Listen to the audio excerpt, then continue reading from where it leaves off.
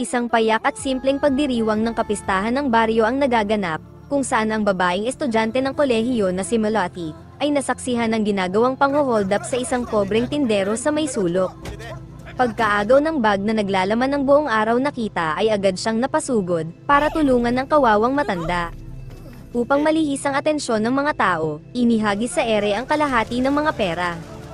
Sa gitna ng tensyon ay makikita ang isang lalaking nagngangalang Ram na mabilis na sumugod at inupakan ang mga kalalakihan na nanggugulo.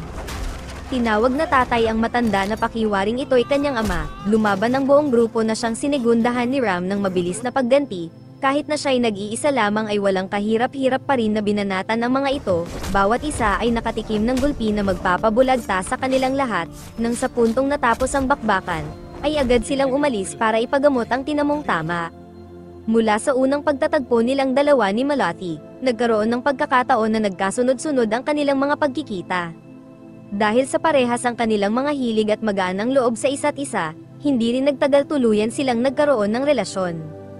Araw-araw na puro kasiyahan ang kanilang mga binuo na para bang wala nang makapaghihiwalay pa.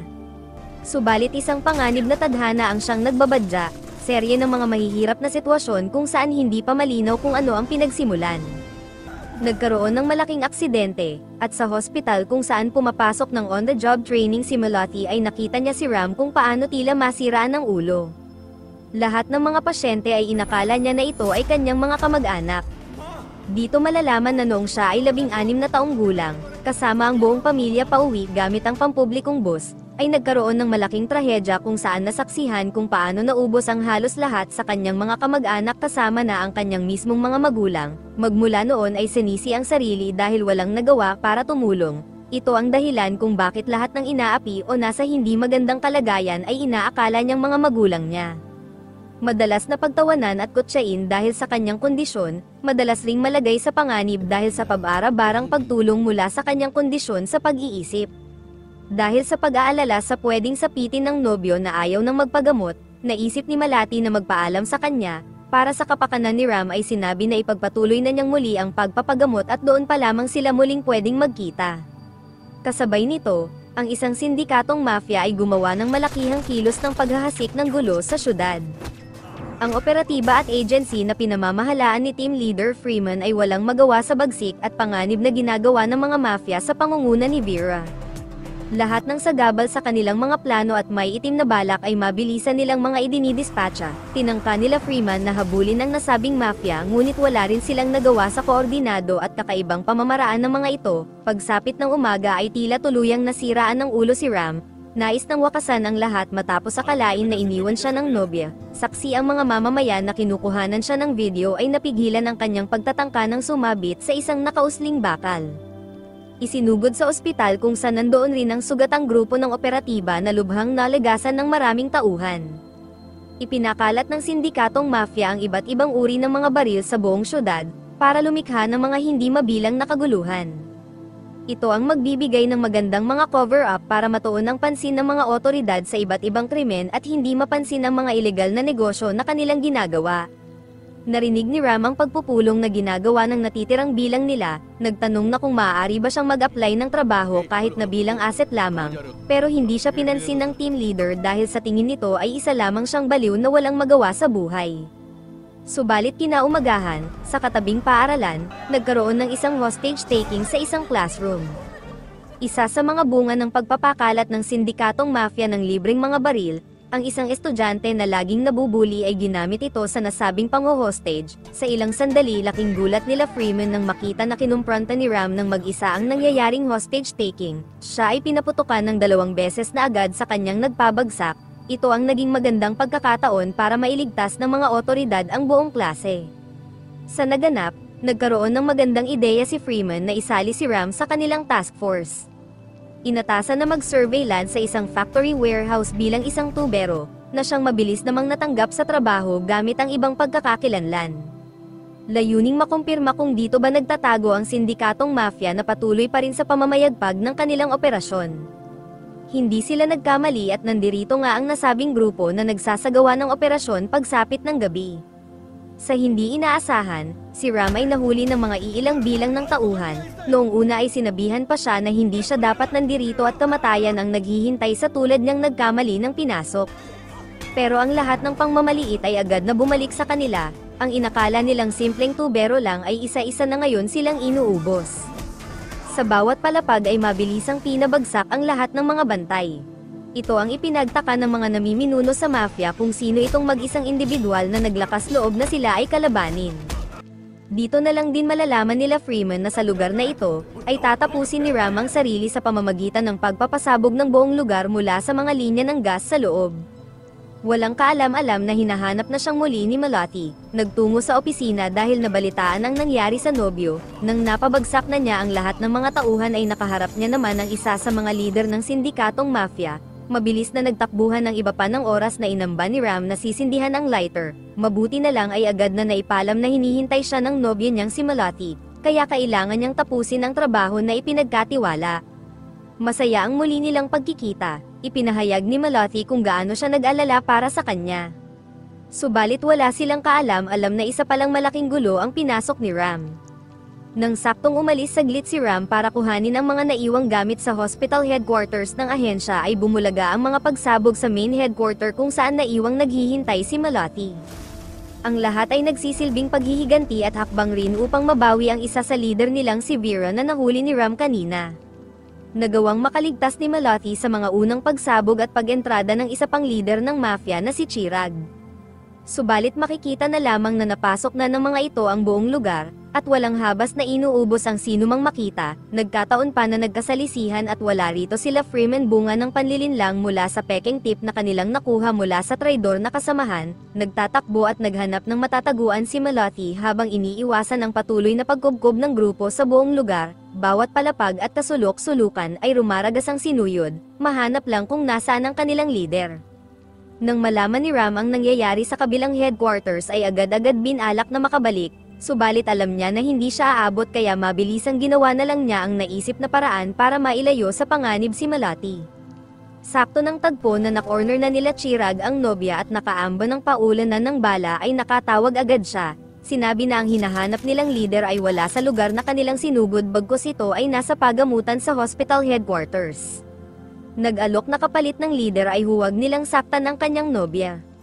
Pumayag ang grupo sa kasunduan, at nang paalis na sila ay sumubok pang lumaban ng vice captain na si Sandeep, isang malaking tulong para kay Malati at hakbang na magbibigay ng oras para makabalik ang resback na combat force nila Freeman. Kaagad na rin na umalis si Ram para saklolohan sila Malati. Hindi nagtagal ay tagumpay ang vice captain na madisarmahan ng pangalawang leader ng mafia. Mabilis na ipinag-utos na ibaba ang mga armas nila at pakawalan agad si Malati. Ngunit tumawa na lamang ang nangungunang si Chirag kasunod ng mabilisang pag-unday ng patalim. Ipinasaksi at ipinahayag kay Malati na hindi magtatagal, ay ito rin ang sasapitin ng pakialamero niyang nobyo. Hindi nagtagal ay dumating na si Ram kasabay nila Freeman. Nagmadali silang tumakas kasama si Malati na alam nilang lubos na magagamit para mabawi ang leader. Nakita ni Ram ang mga ito na agad niyang sinubukan na pigilan. Mabilis na hinabol at desperado na ginawa ang lahat ng magagawa. Buwis buhay na tinalon ng kotse lulan ang nobya. Subalit hindi rin nagtagal, sa pagkahawak ng kamay nilang dalawa ay kasunod na ibinalibag siya ng mga ito na nagbigay ng daan para tuluyan ng makatakas kasama si Malati. Sa natapos na malakihang pagsalakay ay lubos na napahina ang kanilang mga resources bunsod ng pagkakasira ng mga armas at pagkalagas ng mga kasamahan. Lahat ng ito ay hindi mangyayari kung hindi dahil sa isa sa kanila na hanggang ngayon ay hindi patukoy kung sino ang traidor na nagbibigay ng impormasyon sa kalaban. Sa matinding kagustuhan na mahanap ang lugar na pinagdalhan kay Malati, gumawa si Ram ng sariling pag-iimbestiga kung saan nalaman na niya kung sino ang traidor sa ahensya. Walang pinalagpas na pagkakataon at inupakan ng tindero ng mga cellphone na ginagamit na front sa lagusan patungo sa isa pang hideout ng sindikatong mafia. Mabilisang pinabagsak ang iilang bantay sa bungad, kasunod ng pagsigaw sa pangalan ni Malati. Sumagot si Malati at nakumpirma niya nandirito nga ang kanyang nobya. Dahil rito, rumaragasa siyang nagpatuloy sa pakikipagbakbakan sa grupo. Lahat ng bantay na makaharap ay buong gigil na iniligpit. Dito na nagpasimula ng pagpapaulan ng putok sila Chirag. Nalaman nila Freeman na natunton ni Ram ang hideout. Kaya kaagad rin silang sumugod sa lugar. Ngayon na natuon ang atensyon ng nasabing mafia sa nangyayaring engkwentro, ginamit itong pagkakataon ni Malati para makawala sa pagkakagapos. Nagawa niyang makawala, ngunit hindi rin nagtagal ay muli lang din siyang nahuli. Nagkaharap na rin sila Ram at si Chirag, kung saan hindi pinalagpas ang magandang pagkakataon na ito ay bigyan ng sunod-sunod na atake at utusan na pakawalan na nila si Malati. Sa pagmamatigas ay mas lalong tinodo ni Ram ang kanyang bawat hataw, sa puntong sinuwerte si Chirag na mapulot ang baril ay tumawa ito habang nakatutok sa ulo ni Ram, na tila mataas ang kumpiyansa at sigurado na siya ang nanalo sa kanilang pagtutuos. Subalit sa isang kisap mata, ay ipinakita ni Ram na nagkakamali siya ng minaliit. Mabilisang pinaputukan at iniwang nakabulagta upang hanapin agad si Malati. Naubos na rin nila Freeman ng iba pa, at ngayon bilang paghihiganti sa demonyong nanguna sa pag-ubos sa kanilang mga kasamahan, ay hindi na nila pinalagpas ang pagkakataon na ito ay iligpit ora mismo. Sa kasamaang palad, ay naka-recover na ang mafia boss na si Vera mula sa nalanghap na gas at nagkaroon na muli ng malay. Nagkamali ng kalkulasyon at pag-aakala na sapat ang bilang ng iniwang mga nagbabantay para rito.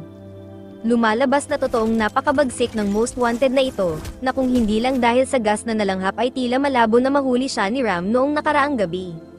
Tila ba pinaglaruan lang nitong ubusin ang lahat ng nasa hospital headquarters na walang mga nagawa at hindi man lang nagsitagal. Nasuyod ng lahat ni Ram ang buong lugar, subalit bigo na mahanap ang nobya. Kahulugan lamang na naitakas na muli ito ng mga tauhan ng kalaban. Ang operasyon na isa sanang tagumpay dahil nailigpit ang pangalawang leader ay lumalabas na isa na namang kabiguan, dahil ang kapalit ay nakatakas ang pinaka-leader ng sindikato at nalagasan muli ng mga kasamahan. Pinalala pa nito na ngayon ay gusto siyang ikulong pansamantala ng mga opisyal ng pamahalaan, dahil siya ang sinisisi sa solo at padalos-dales na pagkilos. Walang nagawa si Freeman kung hindi sundin ang order ng nakakataas. Hindi na rin naman na nakapalagpas si Ram dahil tuluyan itong natuliro at hindi malaman ang sunod na gagawin para mahanap si Malati. Ngunit ang lahat ng ito ay isa lamang palang setup. Habang busy sila Freeman sa pag-report sa mga nangyari, ang isang individual na may koneksyon sa gobyerno na siyang kasabwat rin ng sindikato ay nagpadala ng mga hitman para iligpit si Ram sa nasabing kulungan.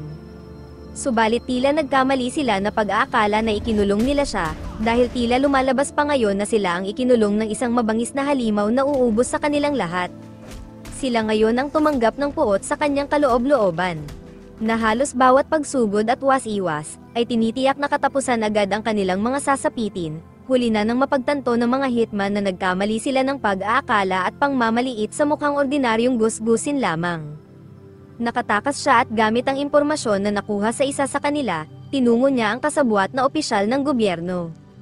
Malagim na iniligpit ang lahat ng kasangkot at nakuha na rin niya ang impormasyon kung nasaan sila Vera. Nakita nila Vera ang kanyang pagdating, maging siya ay bumilib sa lakas ng loob na meron ito. Nang mapabagsak agad ang iilang bilang, naisip ng pinuno na ipakita si Malati kung saan nakatutok ang mga armas. Walang magawa kung hindi magmakaawa na pakawalan na nila ang nobya kapalit ng pagsuko sa sarili. Pero hindi siya pinakinggan at walang humpay na ginulpi sa harap ni Malati. Dahil ayon sa walang pusong leader ay maaari naman niya silang iligpit ng sabay sa gabing ito. Hindi tinigilan ng sunod-sunod na atake hanggang siya ay bumagsak. Lumapit agad si Malati na sobra-sobrang nag-aalala, pero maging ito ay nakatikim ng pagmamalupit. Matapos ibalibag ay kasunod na sinipa ang lagayan ng gasolina, mabilis na kumalat ang apoy sa kanyang kinauupuan. Mula sa pagliyab ng buong paligid at paghingi ni Malati ng tulong, ay tila ba ito ang nagbigay ng panibagong lakas kay Ram, matapos pumasok sa isip ang mapait na sinapit ng kanyang pamilya.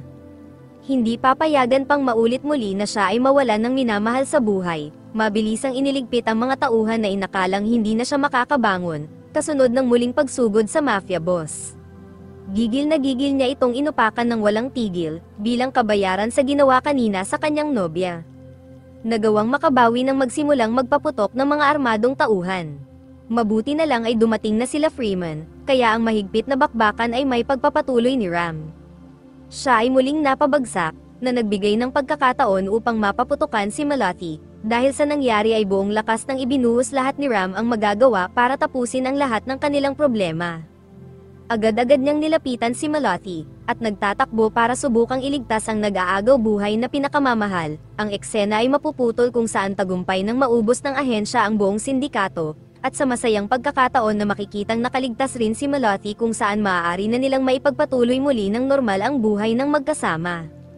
Special shoutout sa Daragosa and Vistar family, kay Maximo Labandia, kay Susan Gozem, kay Jerry De La Cruz ng Iloilo, at kay Bogard Kainin. Maraming salamat po sa inyong walang sawang panonood.